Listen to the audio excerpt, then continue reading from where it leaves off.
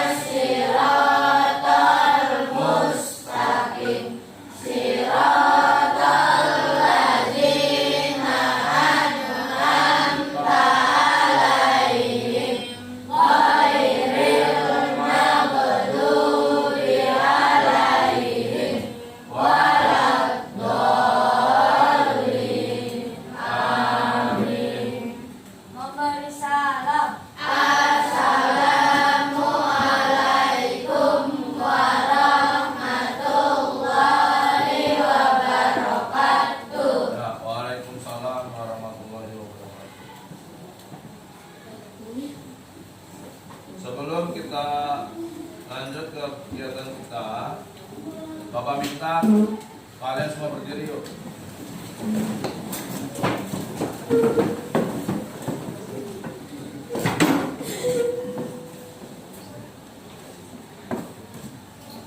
Kita sama-sama menyanyikan lagu wajib Hari Merdeka.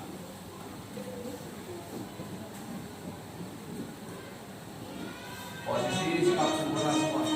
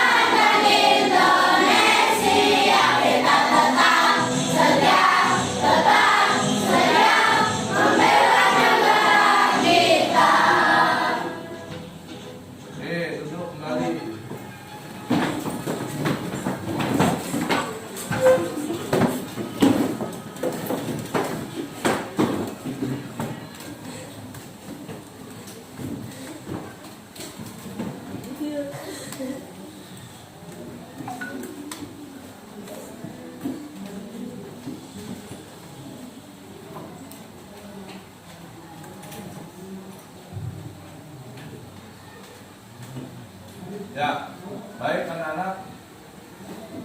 Sebelum kita memasuki pada kegiatan pembelajaran kita hari ini. Tolong dikeluarkan alat tulisnya.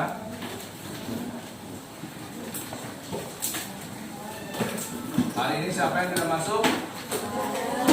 Masuk semua ya? Ya baik, kalau semuanya masuk, alhamdulillah.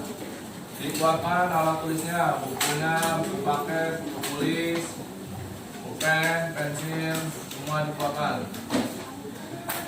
Ya, di sini Bapak akan menjelaskan tujuan pembelajaran kita hari ini, yaitu yang pertama, kalian mampu menyebutkan informasi penting dari teks eksplanasi yang dibaca dengan tepat. Kemudian yang kedua, kalian mampu menyajikan informasi penting dari teks eksplanasi yang dibaca dalam bentuk visual dengan sistematis. Yang ketiga, kalian mampu mengidentifikasi pentingnya menghargai atas keberagaman ekonomi dengan mandiri. Yang keempat, kalian mampu menceritakan pentingnya menghargai atas keberagaman ekonomi dengan mandiri.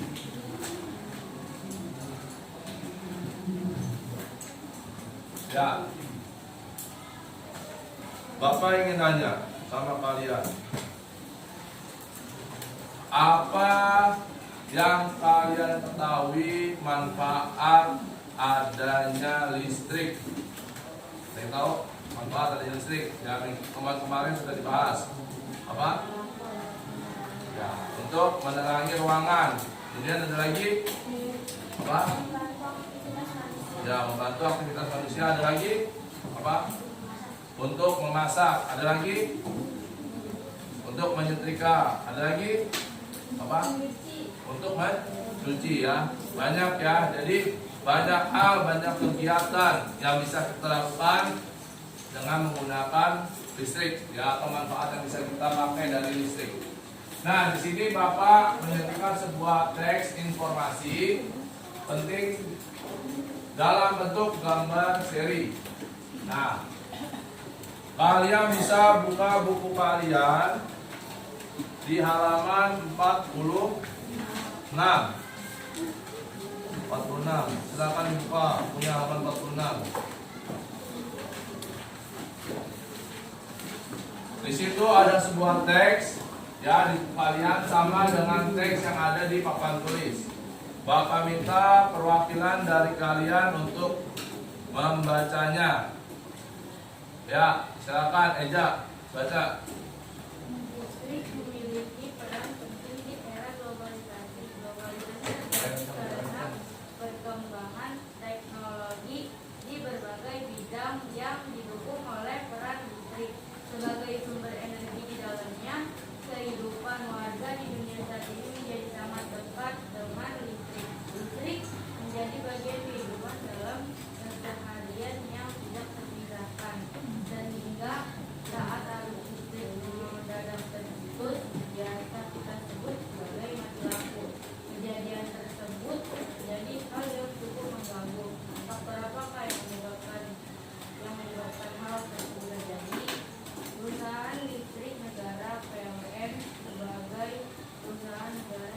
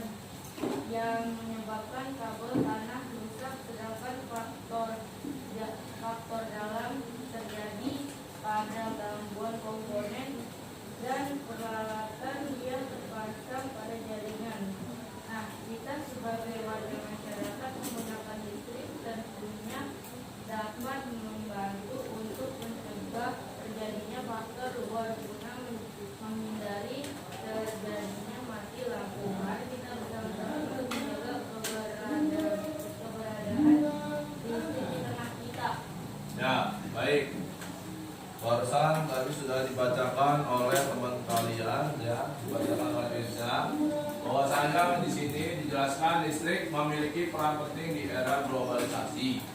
Globalisasi terjadi karena perkembangan teknologi di berbagai bidang yang didukung oleh peran listrik sebagai sumber energi di dalamnya.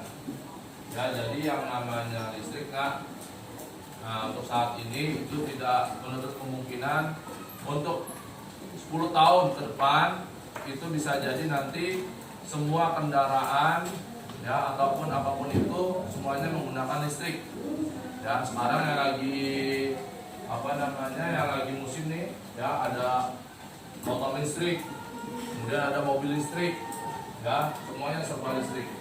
Karena apa ya? Karena untuk menghemat sumber daya alam minyak bumi kita ya, agar tetap terjaga. Nah, di sini juga dijelaskan PLN sendiri juga tidak menyukai adanya kejadian mati lampu, ya apalagi dalam waktu yang cukup lama, karena PLN ini akan mengalami kerugian.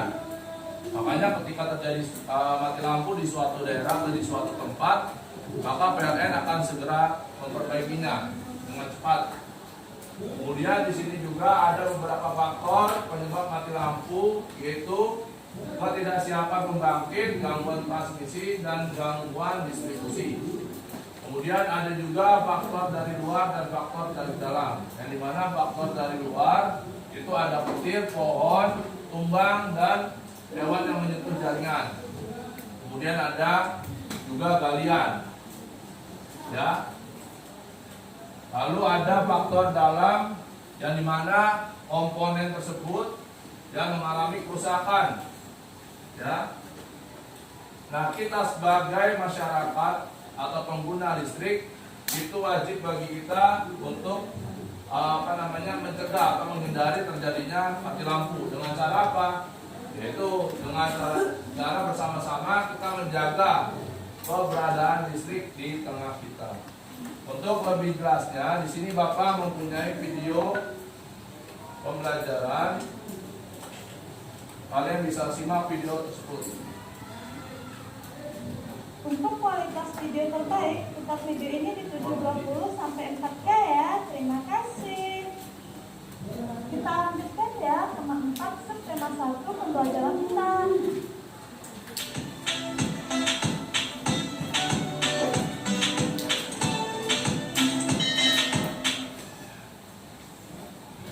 Assalamualaikum warahmatullahi wabarakatuh.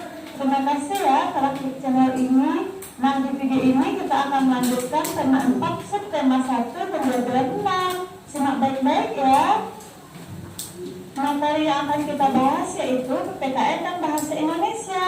Nah, untuk kode PPKN-nya yaitu 3.3 menelaah keberagaman sosial, budaya, dan ekonomi masyarakat. Untuk kode Bahasa Indonesia yaitu 3.2 menggali isi teks, penjelasan, eksplanasi ilmiah yang didengar dan dibaca. Sekarang kita baca teks ini ya. Di era globalisasi sekarang ini, tentunya kita sering menyaksikan olahraga bela diri silat ditayangkan dalam acara-acara televisi. Namun terkadang listrik di rumah tiba-tiba mati, atau yang biasa kita kenal dengan mati lampu. Bagaimana hal tersebut bisa terjadi? Untuk menjawab pertanyaan tersebut, mari kita lihat ilustrasi gambar ini ya. Berdasarkan ilustrasi gambar ini, maka yang pertama sekali itu listrik dibangkitkan melalui pembangkit listrik. Nah, dari pembangkit listrik akan dialirkan melalui jaringan transmisi, barulah dia sampai ke gardu induk. Dari gardu induk, listrik akan didistribusikan melalui jaringan distribusi yang kita kenal dengan istilah tiang listrik. Kemudian dari jaringan distribusi ini akan dialirkan ke rumah kita. Nah, sampai di rumah kita kadang terjadi pemadaman listrik kan? Nah, apa penyebabnya ya? Jadi penyebabnya itu adalah yang pertama bisa disebabkan oleh petir. Petir ini menyambar gardu induk sehingga gardu induk ini terbakar. Kemudian bisa menyebabkan mati lampu. Nah, penyebab yang kedua yaitu kita lihat di gambar ini adanya pohon yang tumbang. Nah, hal ini bisa disebabkan oleh angin kencang. pohon yang terlalu atau pohon tersebut terlalu rindang sehingga mengenai kabel listrik. Hal ini juga menyebabkan gangguan terhadap jaringan listrik yang menyebabkan mati lampu. Yang ketiga yaitu penyebabnya pekerjaan dari sumber lain. Contohnya nih, kendaraan yang tiba-tiba menabrak tiang listrik juga bisa merusak tiang dan menyebabkan kabel rusak, yang kemudian berujung pada gangguan pada jaringan. Yang keempat yaitu bisa disebabkan oleh binatang. Misalnya binatang bertengger di atas tiang listrik atau binatang memanjat peralatan krusial seperti transformator dan setting yang menyebabkan terjadinya gangguan sehingga membuat listrik mati. Yang kelima, adanya penggalian. Nah, terkadang penggalian atau pengeboran tidak sengaja merusak jaringan kabel listrik yang ada di bawah tanah sehingga jaringan ini terganggu yang bisa menyebabkan listrik mati. Sekarang sudah paham kan penyebab mati lampu? Nah, penyebab lainnya silahkan cari di rumah ya. Sekarang kita lanjut untuk membaca teks eksplanasi ini ya. Yuk kita baca sama-sama. Listrik memiliki peran penting di era globalisasi. Globalisasi terjadi karena perkembangan teknologi di berbagai bidang yang didukung oleh peran listrik sebagai sumber energi di dalamnya. Kehidupan warga dunia saat ini menjadi sangat dekat dengan listrik. Listrik menjadi bagian kehidupan dalam keseharian yang tidak terpisahkan. Sehingga saat arus listrik di rumah mendadak terputus, biasa kita sebut sebagai mati lampu. Kejadian tersebut menjadi hal yang cukup mengganggu. Faktor apakah yang menyebabkan hal tersebut terjadi? Lanjut kita baca paragraf kedua ya. Perusahaan listrik atau PLN sebagai perusahaan negara yang mengurus bidang kelistrikan sesungguhnya tidak menyukai kejadian mati lampu apalagi padam dalam waktu yang cukup lama. Karena hal tersebut akan sangat mengganggu berjalannya proses pembangkit, transmisi, distribusi energi listrik. Faktor-faktor penyebab mati lampu antara lain adalah ketidaksiapan pembangkit, gangguan transmisi atau gangguan distribusi. Faktor yang berpengaruh bisa dari luar dan dari dalam. Faktor luar yaitu gangguan alam seperti petir, pohon, dan hewan yang menyentuh jaringan atau galian yang menyebabkan kabel tanah rusak. Sedangkan faktor dalam terjadi pada gangguan komponen dan peralatan yang terpasang pada jaringan. Nah, kita sebagai warga masyarakat pengguna listrik tentunya dapat membantu untuk mencegah terjadinya faktor luar guna menghindari terjadinya mati lampu. Mari kita bersama-sama ikut menjaga keberadaan listrik di tengah kita. Nah, setelah kita membaca teks ini, kemudian kita jawab ya pertanyaan yang ada di buku halaman 46 ya. Silakan dicek bukunya masing-masing.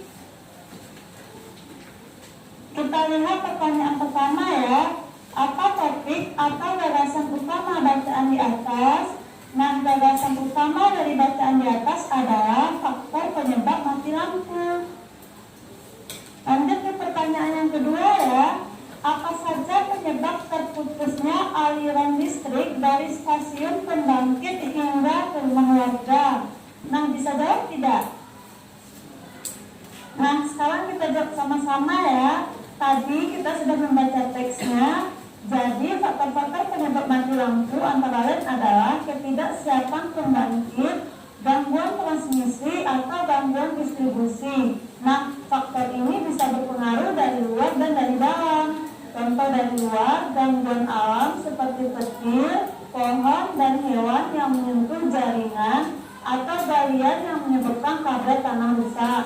Sedangkan faktor dari dalam terjadi karena adanya gangguan komponen dan peralatan yang terpasang pada jaringan. Lanjut ke pertanyaan ketiga ya. Bagaimana mencegah terjadinya mati lampu? Nah, kita sebagai warga masyarakat, cara kita mencegahnya adalah yang pertama kita bisa memotong sendiri atau melapor ke PLN jika menemukan pohon yang berisiko mengganggu jaringan listrik. Apalagi kalau di jalan-jalan kan nampak kerumunan yang besar atau nampak kerumunan yang rendah, jadi kita bisa laporkan ke PLN. Atau bisa kita potong sendiri. Nah, yang kedua, kita tidak menyadap atau mencuri jaringan listrik. Ini tidak boleh ya. Nah, yang ketiga, kita tidak boleh merusak jaringan listrik dengan sengaja. Nah, yang keempat, kita bisa melarang anak bermain layang-layang di dekat jaringan listrik. Nah, sekarang kita perhatikan gambar berseri ini ya. Tapi sebelum itu, tahukah kamu apa itu gambar berseri? Nah, gambar berseri adalah rangkaian gambar yang terdiri atas dua gambar atau lebih yang merupakan satu kesatuan cerita. Nah, sekarang kita disuruh untuk mengisi gambar berseri ini ya. Kita lihat dari halaman pertama itu, yaitu judul. Judulnya apa? Mati lampu. Nah, halaman kedua kita lihat pernyataan umumnya apa ya? Pernyataan umum di paragraf 1 yaitu listrik memiliki peran penting di era globalisasi. Sekarang kita lihat di paragraf kedua ya, untuk belit penjelasnya. Nah, belit penjelasnya di sini dijelaskan bahwa PLN tidak menyukai mati lampu karena dapat mengganggu proses pembangkit, transmisi, distribusi energi listrik. Kemudian, faktor penyebab mati lampu antara lain ketidaksiapan pembangkit, gangguan transmisi atau gangguan distribusi. Faktor ini ada dua ya, yang pertama dari luar dan dari dalam. Dari luar yaitu adanya gangguan alam seperti petir, pohon, dan hewan yang menyentuh jaringan atau galian yang menyebabkan kabel tanah rusak. Nah, faktor dari dalam yaitu adanya gangguan komponen dan peralatan yang terpasang pada jaringan. Nah, untuk kolom nomor 4 silahkan diisi sendiri ya. Yang kalian isi adalah simpulan dan pendapat penulis di paragraf pertama ya. Sekarang kita lihat teks drama ini ya. Nah, di teks ini diceritakan bahwa ada seorang anak bernama Lani, dia siswa kelas 5 SD. Ia sebagai anak yang pintar dan rajin membaca. Ia juga rajin datang ke sekolah serta menyelesaikan tugas tepat waktu. Nilainya juga selalu baik di antara teman-temannya yang lain. Nah, dia juga memiliki sikap ramah, ceria, dan suka membantu teman-teman yang mengalami kesulitan saat mengerjakan tugas di sekolah. Hingga suatu hari, Lani sedang memakan bekal sekolahnya di kantin sekolah, kemudian Beni datang mendekatinya. Apa yang terjadi? Yuk kita lihat sama-sama. Lani, kuemu tampak enak. Sini, aku mau kuemu. Ini setengah saja ya, karena aku lapar. Tadi pagi aku bangun kesiangan, jadi tidak sempat sarapan.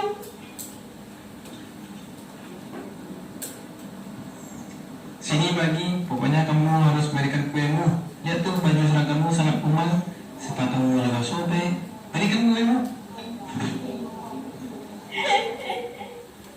Lani menangis mendengar perkataan Beni. Ia baru menyadari bahwa dirinya memang anak miskin penjaga kue keliling. Ayahnya pekerja serabutan yang tidak menentu penghasilannya. Lalu dia memandangi sepatunya yang tampak melengahnya, juga seragam sekolahnya yang tidak lagi terlihat warna aslinya. Setelah kejadian hari itu, Lani kemudian menjadi anak yang pemurung. Ia tampak sedih dan tidak lagi bersemangat untuk pergi ke sekolah. Jika kamu seorang Beni, apakah kamu bersikap seperti itu? Tidak, bukan? Nah, kita sebagai makhluk ciptaan Tuhan, tentu kita harus saling menghargai keragaman ekonomi yang ada. Nah, bagaimana caranya? Caranya yang pertama, kita tidak boleh mencela dan merendahkan mata pencarian orang lain. Nah, mata pencarian masyarakat Indonesia ini kan sangat beragam ya. Mulai dari pedagang asongan, pengamen, pegawai, karyawan swasta, hingga pengusaha. Apapun pekerjaan orang lain, kita tidak boleh merendahkan ya.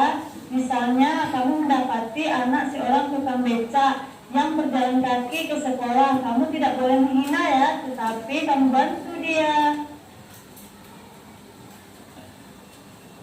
Yang kedua yaitu kita harus menghormati orang yang sedang bekerja. Contohnya, bekerja sebagai petugas kebersihan. Nah, kita tidak boleh menghina orang tersebut. Selagi hal mereka mencari kerja, maka kita harus menghormati ya. Yang ketiga, kita harus menghargai pekerjaan orang lain. Nah, apapun pekerjaan orang lain, jangan pernah kita beda-bedakan ya. Apalagi kita sebagai peserta didik, kamu harus menghargai pekerjaan orang. Misalnya dengan ibu penjaga kantin sekolah harus kamu hargai, pedagang kaki lima juga harus kamu hargai, pemulung pun harus kamu hargai, dan orang yang pengamen pun kamu harus hargai. Jangan pernah menghina pekerjaan orang lain ya. Yang keempat, membiasakan membeli produk-produk lokal. Contohnya ya, misalnya tetanggamu memiliki produksi tas. Nah, jika ingin kamu membeli tas, sebaiknya belilah produk dari tetanggamu. Hal tersebut merupakan salah satu bentuk dari menghargai keragaman ekonomi. Yang kelima, kita membiasakan mengkonsumsi makanan dan buah-buahan dalam negeri. Hal ini bisa meningkatkan pendapatan petani. Nah, sekarang tugasmu adalah berdasarkan drama dari Lani dan Deni tadi, maka kamu jawab pertanyaan yang ini ya. Yang pertama, bagaimana karakter tokoh Lani dan Deni? Yang kedua, bagaimana sikap Deni kepada Lani? Apa yang seharusnya Deni lakukan? Jelaskan dan berikan alasan. Yang ketiga, bagaimana sikap Lani setelah Deni mengundangnya? Apa yang sebaiknya Lani lakukan? Jelaskan dan berikan alasanmu. Sekian dulu ya materi kita di pembelajaran 6 ini. Jangan lupa di like, subscribe, komen ya. Mohon maaf atas segala kekurangan dan kelebihannya. Assalamualaikum warahmatullahi wabarakatuh. Ya, baik. Dari video pembelajaran yang sudah Bapak tayangkan sama kalian, di situ banyak yang bisa kita ambil ya, atau yang bisa kita simpulkan. Ada beberapa hal yang memang di situ perlu kita sama-sama pahami, bahwasanya memang yang namanya manusia atau makhluk hidup itu tidak tidak bisa lepas dari yang namanya listrik ya, karena tanpa adanya listrik maka kehidupan kita semua akan sangat terganggu, dan kemudian juga semuanya akan menjadi gelap ya. Nah, di sini Bapak mempunyai video pembelajaran lagi di mana proses pendistribusian listrik. Mari sama-sama kita simak.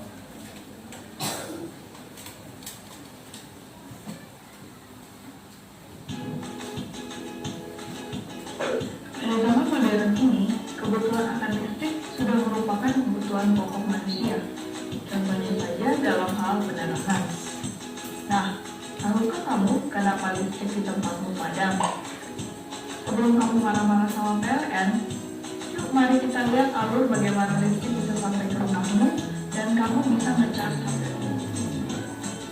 Jadi, listrik dibangkitkan dari beberapa pembangkit listrik yang terdiri dari PLTD, PLTU, PLTA, dan juga pembangkit lainnya yang lokasinya jauh dari pemukiman masyarakat.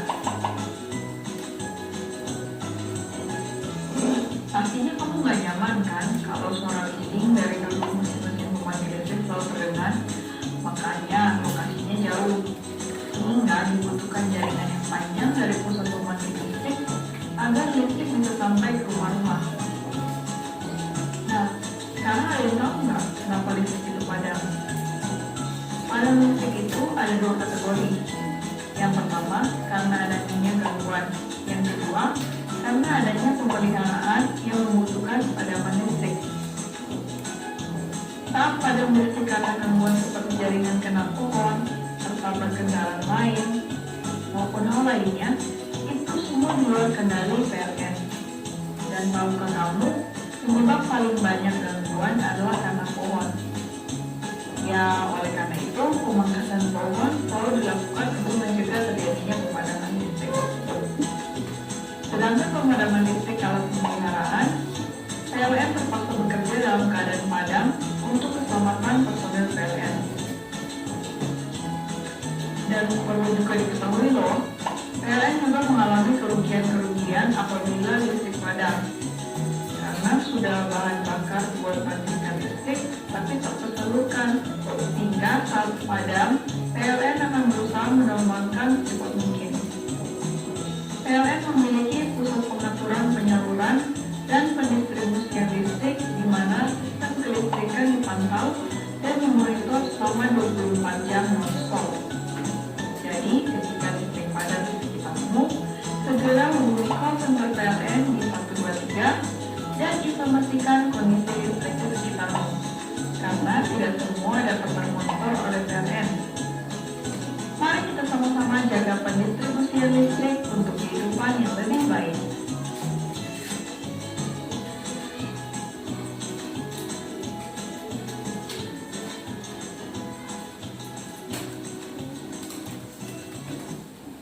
Ya, tadi sudah ditayangkan juga proses pendistribusian listrik, dan di mana di situ ada yang bisa kita lihat, ya, ada yang namanya call center. Call center ini adalah telepon atau nomor telepon yang bisa kalian gunakan apabila di daerah kalian itu sedang mengalami gangguan listrik, misalkan pemadaman listrik atau ada korsleting listrik, itu bisa kalian mengajukan di nomor telepon 123. Kemudian di sini Bapak kembali ingin menayangkan video pembelajaran penggunaan kosakata baku dan kalimat efektif. Ya. Nah, mari sama-sama kita simak video pembelajarannya.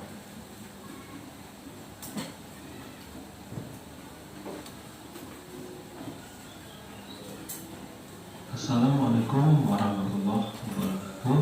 Berjumpa lagi dengan Pak Mah channel tutorial dan edukasi belajar sambil belajar.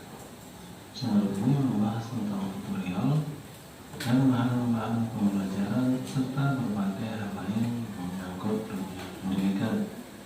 Kali ini kita akan belajar kata baku dan kalimat efektif. Jangan lupa tonton video ini sampai selesai.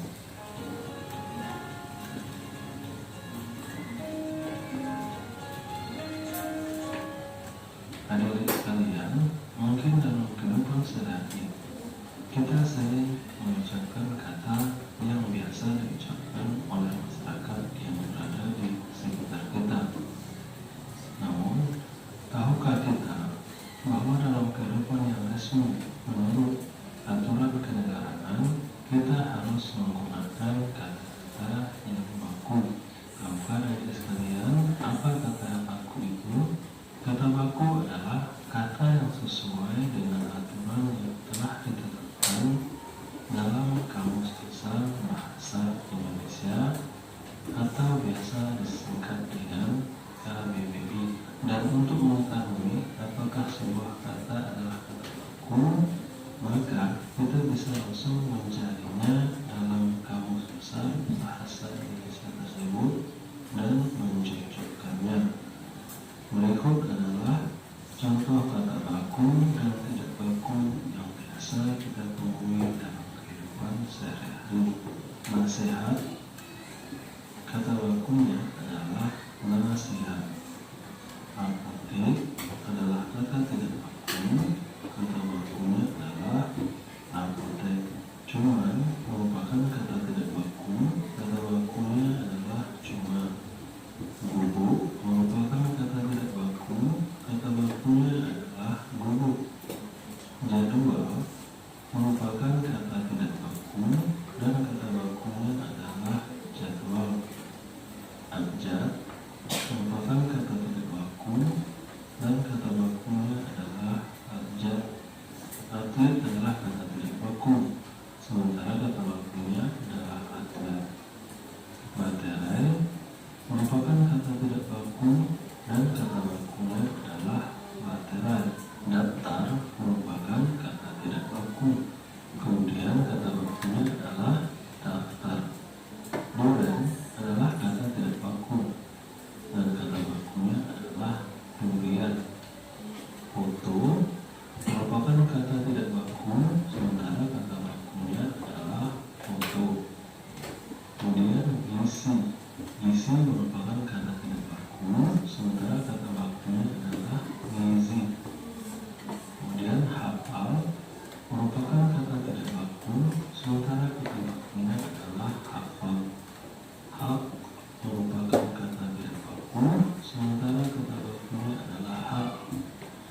Ikhlas adalah kata tidak baku, sementara kata bakunya adalah ikhlas. Kemudian ijazah merupakan kata tidak baku, sementara kata bakunya adalah ijazah. Indra adalah kata tidak baku, kata bakunya adalah indra. Kemudian izin merupakan kata tidak baku, sementara kata bakunya adalah izin.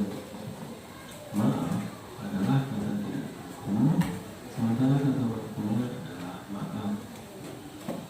Kemudian museum merupakan kata tidak baku, sementara kata bakunya adalah museum. Praktek adalah kata tidak baku, sementara kata bakunya adalah praktik.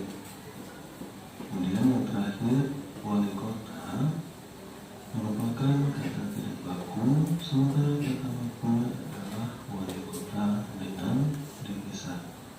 Dan untuk contoh kata baku yang lain bisa kita cari dalam Kamus Besar Bahasa Indonesia. Baiklah adik sekalian, sekarang kita belajar tentang kalimat efektif. Kalimat efektif adalah kalimat yang dibuat sesuai dengan kaidah atau aturan bahasa Indonesia yang baik dan benar, yang bisa berpedoman kepada ejaan bahasa Indonesia yang disempurnakan. Secara sederhana, kalimat bahasa Indonesia memiliki bagian sebagai berikut. Pertama, subjek merupakan pelaku kegiatan, perbuatan, tindakan atau aktivitas tertentu. Kedua, bagian predikat yang merupakan bentuk tindakan atau kegiatan yang dilakukan. Ketiga, bagian objek merupakan sesuatu hal yang dikenai oleh perbuatan atau aktivitas tersebut. Terakhir, bagian keterangan yang merupakan keterangan untuk menjelaskan bagaimana, di mana atau kapan peristiwa yang dinyatakan oleh kalimat tersebut. Untuk lebih jelasnya, perhatikan contoh kalimat berikut. Doni membersihkan sepeda di depan rumahnya. Doni merupakan pelaku kegiatan di kalimat tersebut, sehingga kita sebut sebagai subjek. Kemudian, kata membersihkan merupakan kegiatan yang dilakukan, sehingga kita sebut sebagai predikat. Kemudian, sepeda sebagai barang atau benda yang dikenai oleh perbuatan membersihkan tersebut, kita sebut sebagai objek. Terakhir, di depan rumahnya menjelaskan atau menerangkan tempat atau lokasi kegiatan tersebut, sehingga kita sebut sebagai keterangan. Sekarang, untuk membuat sebuah kalimat efektif, kita perlu memperhatikan hal-hal berikut. 1. Kalimat harus sesuai dengan ejaan bahasa Indonesia yang disempurnakan.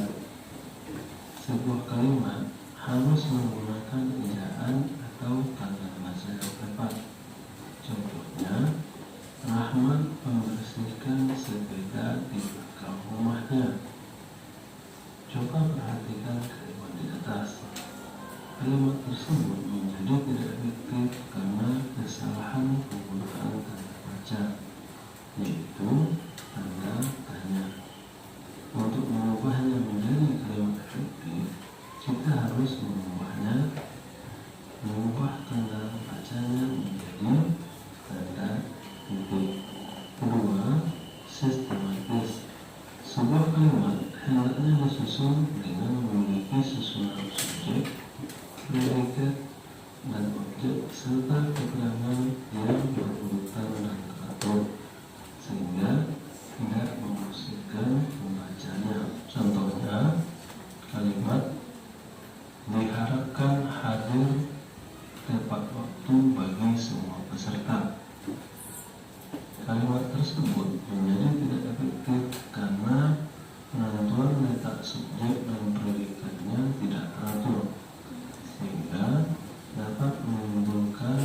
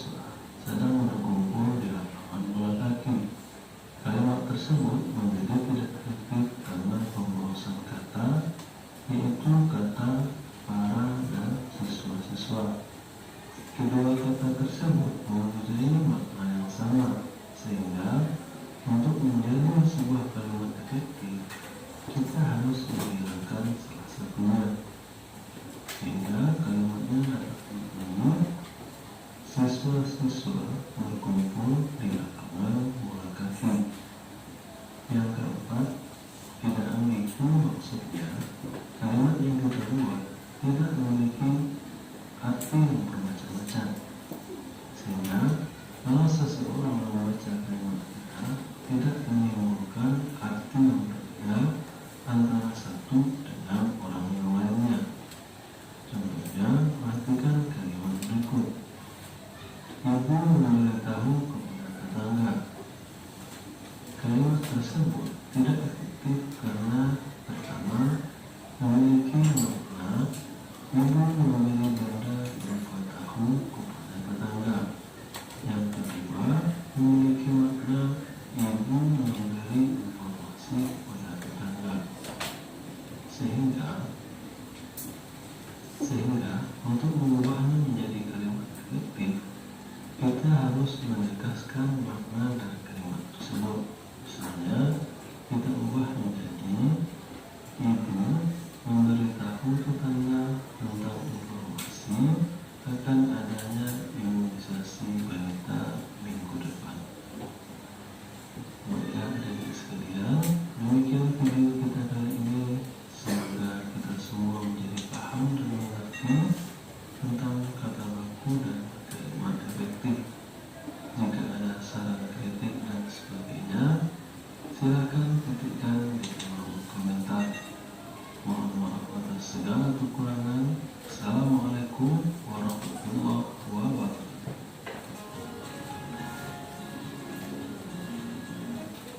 Ya, oke, baik. Dari video pembelajaran yang sudah Bapak tayangkan tadi, ya, sudah ada 3 video pembelajaran. Yang terakhir tadi itu mengenai kosakata baku dan kalimat efektif. Di mana tadi sudah diberikan contoh-contoh kata baku dan kata baku. Kemudian contoh kalimat efektif dan tidak efektif. Ya. Nah, selanjutnya tugas kalian adalah mengerjakan lembar kerja peserta didik yang sudah Bapak berikan sama kalian. Kalian bisa buka buku kalian di halaman 48, ya, 48, 49.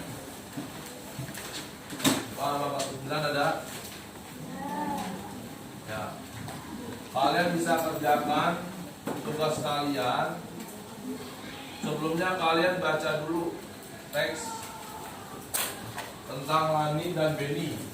Ya, di situ ada teksnya. Kemudian nanti kalian bisa jawab soal yang ada di halaman 49. Silakan kalian kerjakan. Bapak beri waktu untuk mengerjakan selama 10 menit. Silakan dikerjakan.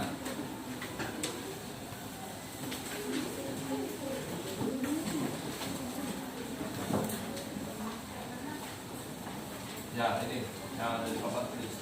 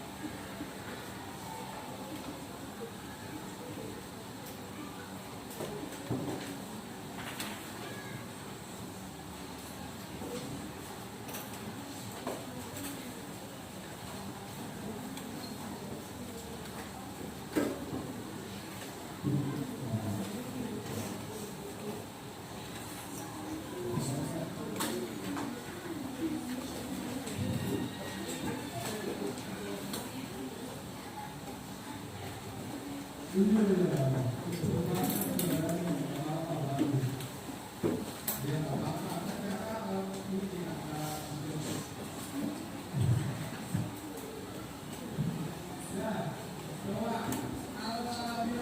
selesai? Sudah ya? Oke, baik.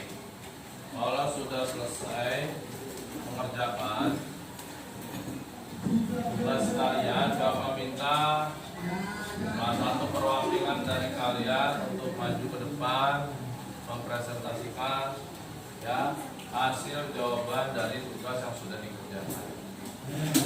Meminta siapa ya? Elia. Ayo, maju depan kita. Nomor 1, bagaimana karakter tokoh Lani dan Beni? Lani baik dan setia, Beni jahat. Ya, Beni jahat, Lani anak yang setia ya. Kemudian nomor 2, bagaimana sikap Beni kepada Lani? Apa yang seharusnya Beni lakukan? Jelaskan dan berikan alasan. Sikap Beni menyakiti perasaan Lani. Yang seharusnya Beni lakukan adalah meminta maaf kepada Lani atas tidak terjadi kasihan. Ya, baik ya. Jadi sikap Beni kepada Lani ini dia jahat ya. Kemudian yang Beni lakukan adalah meminta maaf kepada Lani. Oke, lanjut yang 3. Bagaimana sikap Lani setelah Beni menghinanya? Apa yang sebaiknya Lani lakukan? Jelaskan dan berikan alasan. Sikap Lani setelah Beni menghinanya, Lani terbentuk. Yang seharusnya Lani lakukan adalah berusaha untuk tidak memikirkan apa yang Beni bilang kepadanya. Alasannya jika dipikirkan terus akan menjadi sakit. Ya, betul. Betul ya jawaban yang disampaikan oleh teman kalian ya. Nah, tangan buat kalian. Oke. Baik ya, Nak. Jadi sesama teman ya, kalian itu tidak boleh saling mengejek, saling kata-kataan, itu nggak boleh.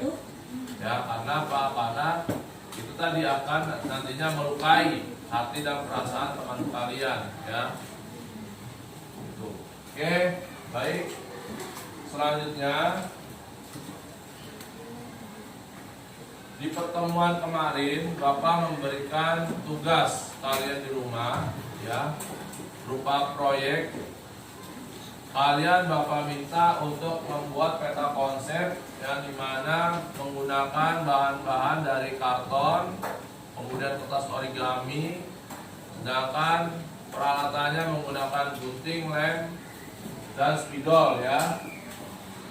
Di sini Bapak minta kamu membuat peta konsep tentang penyaluran listrik dengan menggunakan potongan gambar yang telah disiapkan.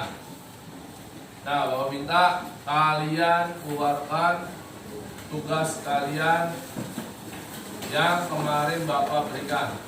Silakan.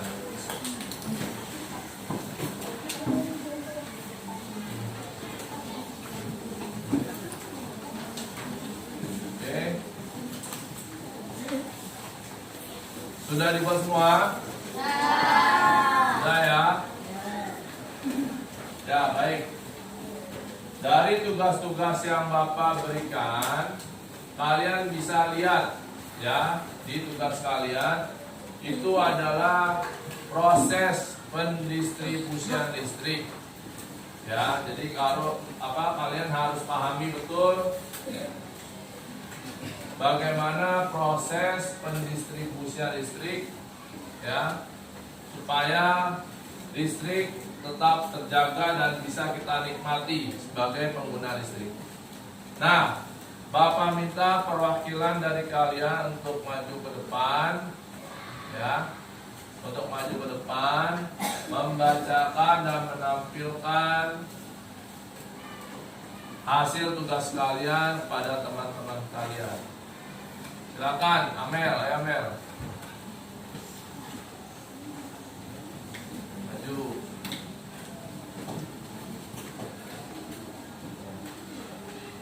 Lihat teman-temannya. Ya, ini adalah gambar peta konsep yang sudah dibuat oleh teman kalian, Amel ya. Ada faktor serta kesimpulannya ya, faktor-faktor penyebab terjadinya mati lampu. Ya, itu ada faktor dari dalam dan ada dari luar, kemudian ada kesimpulannya. Betul ya, peta konsep yang dibuat oleh Amel ya? Ya, oke, silakan dulu Amel. Tepuk tangan buat Amel. Selanjutnya Bapak minta Hafiz. Ayo Hafiz, maju Hafiz. Bawa tugasnya. Kasih lihat teman-temannya. Ya. Ya, ini adalah hasil tugas dari Hafiz, ya, proses pendistribusian listrik. Sudah betul yang dibuat oleh Hafiz? Sudah ya. Jadi ini ada prosesnya, kemudian ada faktor dari luar, faktor dari dalam, kemudian juga sudah dibuat kesimpulannya. Oke, ya silakan duduk Hafiz. Tepuk tangan buat Hafiz. Oke, selanjutnya Bapak minta maju ke depan, Jaki. Silakan maju.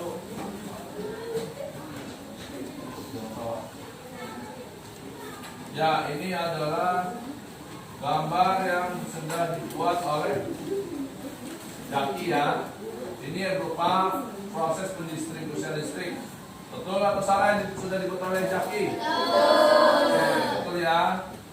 Ya, baik, silakan duduk. Ya, baik, anak-anak.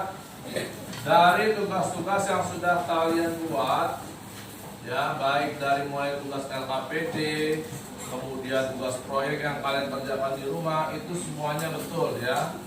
Bahwasanya memang listrik itu sangat penting bagi kehidupan manusia. Kemudian juga di masa yang akan datang besar kemungkinan kita semuanya menggunakan listrik, ya, dari mulai melakukan kegiatan sehari-hari, kemudian juga ada kendaraan-kendaraan nantinya yang akan menggunakan tenaga listrik. Oke, baik. Kesimpulan pembelajaran hari ini yaitu listrik merupakan bagian terpenting di dalam kehidupan manusia yang tidak bisa dipisahkan, karena tanpa adanya listrik maka kegiatan manusia akan terganggu. Oke, sampai di sini ada yang ditanyakan mengenai listrik? Tidak ya? Oke, baik, kalau sudah tidak ada yang ditanyakan, ya, untuk mengetahui seberapa besar pemahaman kalian tentang materi yang sudah Bapak berikan, ya, dari penjelasan yang sudah Bapak berikan, kemudian video pembelajaran yang sudah Bapak tayangkan, serta tugas-tugas juga yang sudah kalian kerjakan. Ya, di sini Bapak mempunyai soal evaluasi yang bisa kalian kerjakan di lembar kerja peserta didik, ya, yang tadi sudah Bapak bagikan. Silakan kalian kerjakan. Bapak beri waktu 10 menit dimulai dari sekarang. Silakan.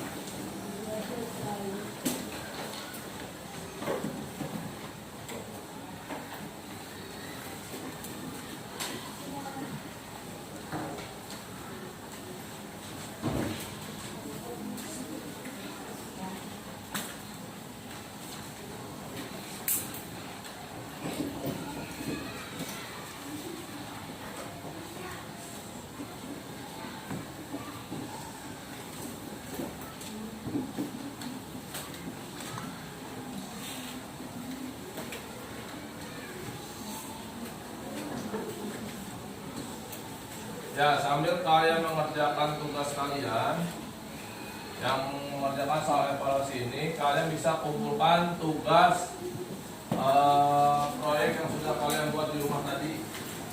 Silakan kumpulkan di depan. Ayo, depan.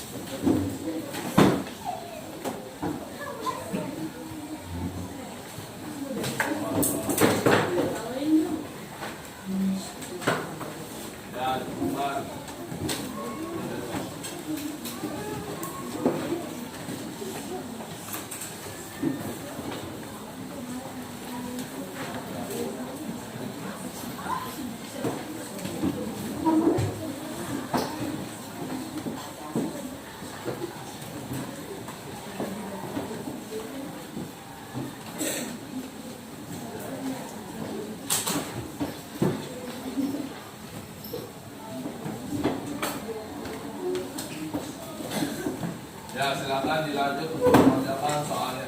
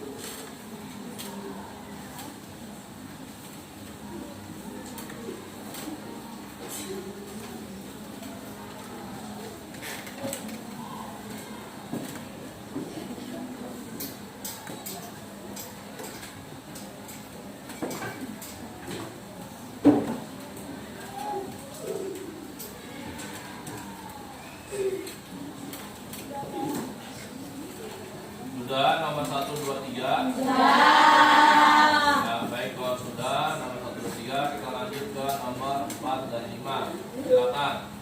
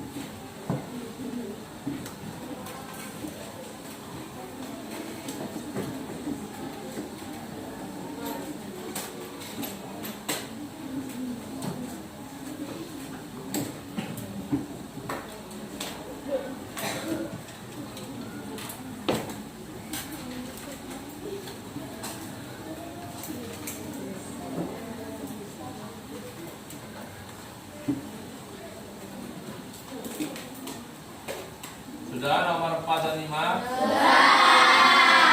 Ya, baik, kalau sudah, kalian bisa rapikan alat tulis kalian. Masukkan ke dalam tas, semuanya dirapikan. Bukunya, kemudian pennya, pensilnya, semua dimasukkan ke dalam tas.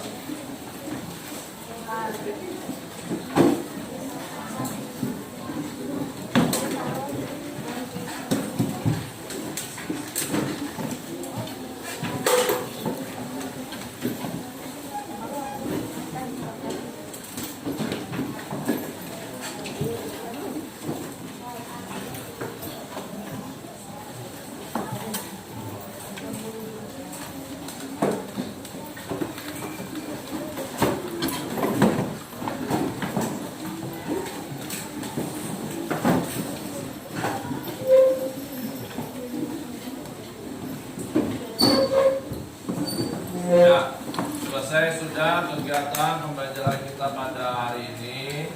Ya, untuk di pertemuan selanjutnya kalian bisa pelajari di rumah, yaitu masih di tema 4 subtema 2 pembelajaran pertama. Ya, kalian bisa baca-baca buku kalian di rumah. Oke, baik. Seperti biasa sebelum kita pulang, kita berdoa terlebih dahulu. Bapak minta salah satu dari kalian untuk memimpin doa. Silakan, Habib, memimpin doa. Teman-teman, sebelum pulang, alangkah baiknya kita berdoa. Berdoa dimulai. Memberi salam.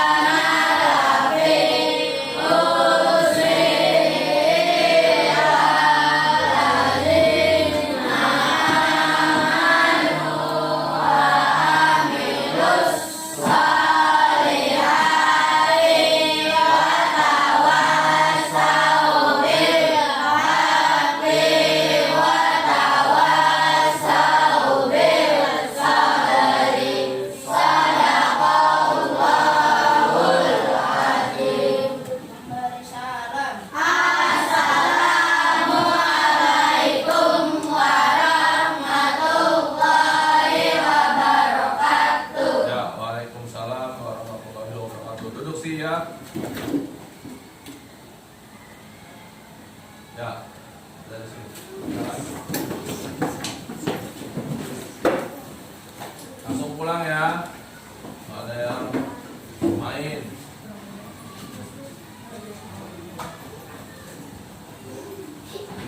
Ya, pada sini. Salam.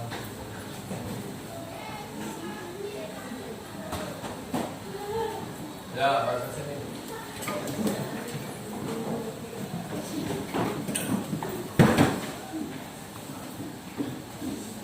Langsung pulang ya.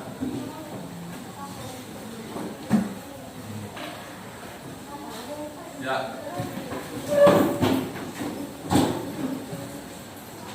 Assalamualaikum. Waalaikumsalam.